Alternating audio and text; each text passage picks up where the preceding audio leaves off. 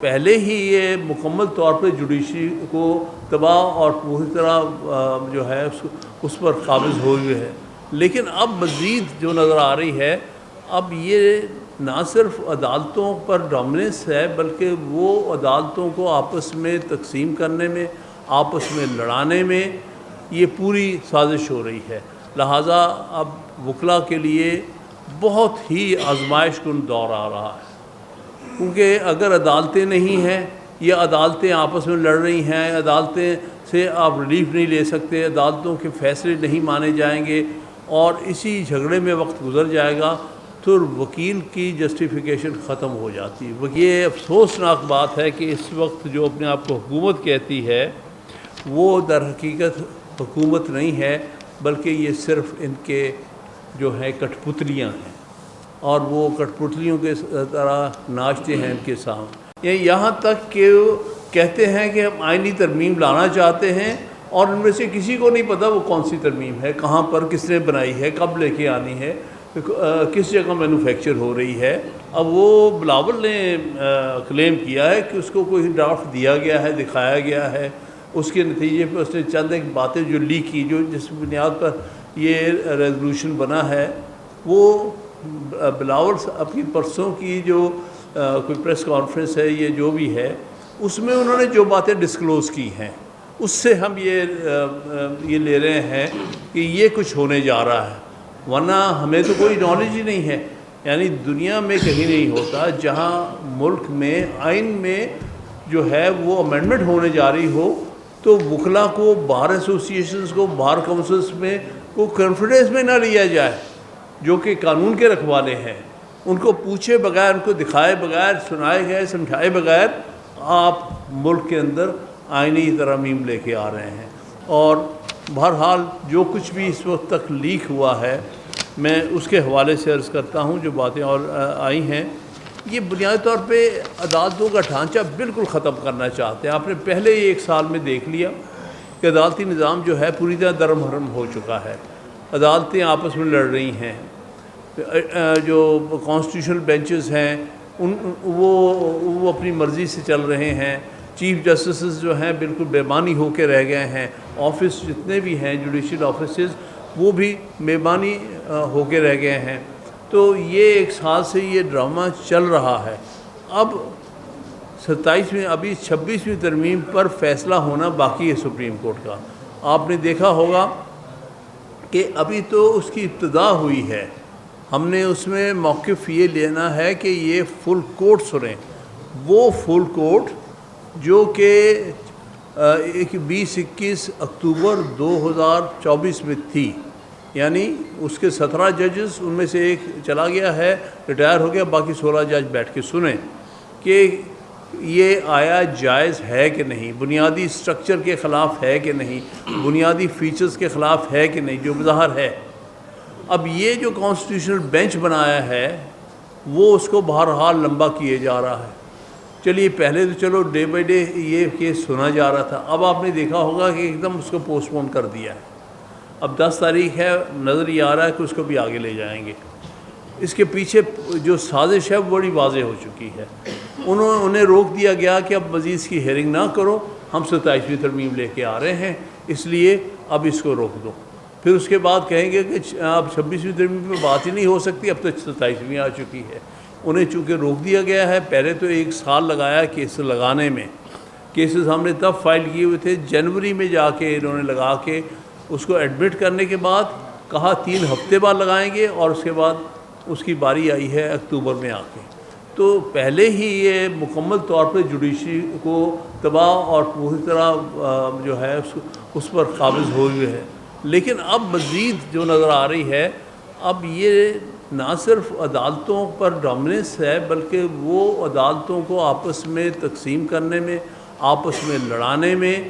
یہ پوری سازش ہو رہی ہے، تاکہ ادھر کانسٹیٹیوشنل کورٹ ہو، ادھر سپریم کورٹ ہو، ادھر کانسٹیٹیوشنل کورٹ ہو، ادھر ہائی کورٹ ہو۔ مطلب ہے کہ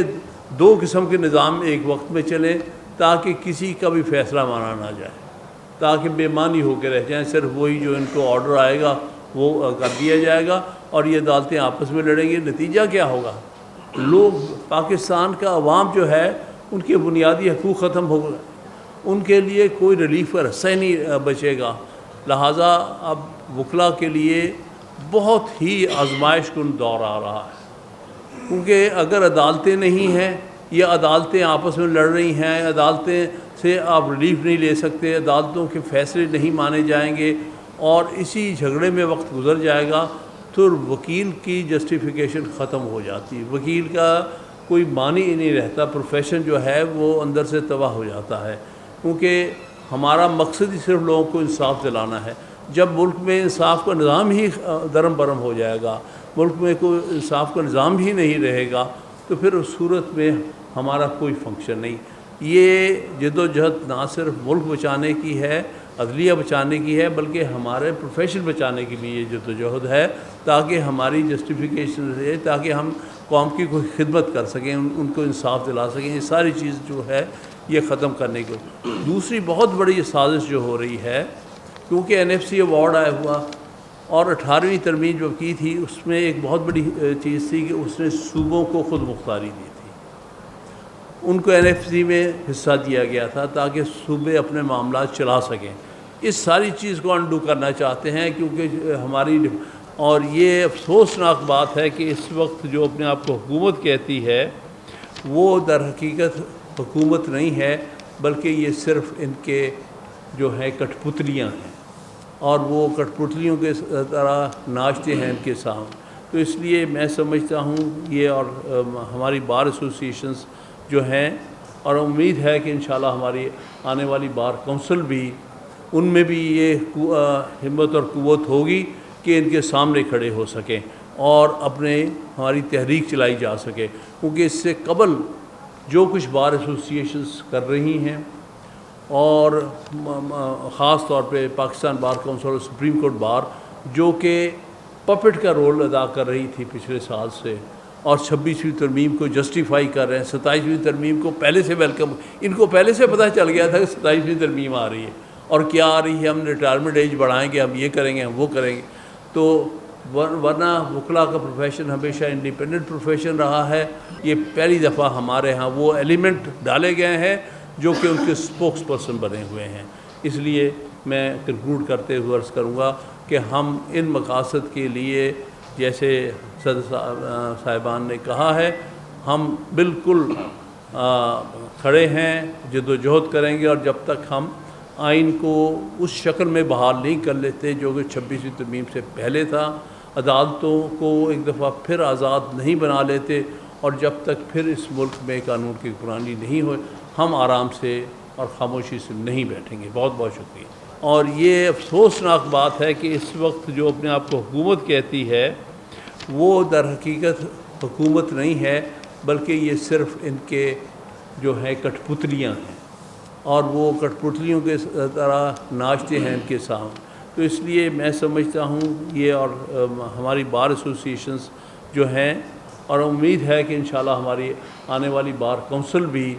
ان میں بھی یہ ہمت اور قوت ہوگی کہ ان کے سامنے کھڑے ہو سکیں اور ہماری تحریک چلائی جا سکے، کیونکہ اس سے قبل جو کچھ بار ایسوسیشنز کر رہی ہیں، اور خاص طور پہ پاکستان بار کونسل اور سپریم کورٹ بار، جو کہ پپٹ کا رول ادا کر رہی تھی پچھلے سال سے، اور 26ویں ترمیم کو جسٹیفائی کر رہے ہیں، 27ویں ترمیم کو پہلے سے ویلکم، ان کو پہلے سے پتہ چل گیا تھا کہ 27ویں ترمیم آ رہی ہے اور کیا آ رہی ہے، ہم ریٹائرمنٹ ایج بڑھائیں گے، ہم یہ کریں گے، ہم وہ کریں گے۔ تو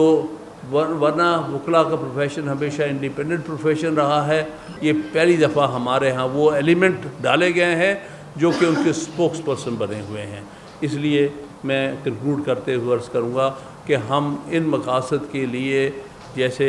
صدر صاحبان نے کہا ہے، ہم بالکل کھڑے ہیں، جد و جہد کریں گے، اور جب تک ہم آئین کو اس شکل میں بحال نہیں کر لیتے جو کہ 26ویں ترمیم سے پہلے تھا، عدالتوں کو ایک دفعہ پھر آزاد نہیں بنا لیتے، اور جب تک پھر اس ملک میں قانون کی حکمرانی نہیں ہوئے، ہم آرام سے اور خاموشی سے نہیں بیٹھیں گے۔ بہت بہت شکریہ۔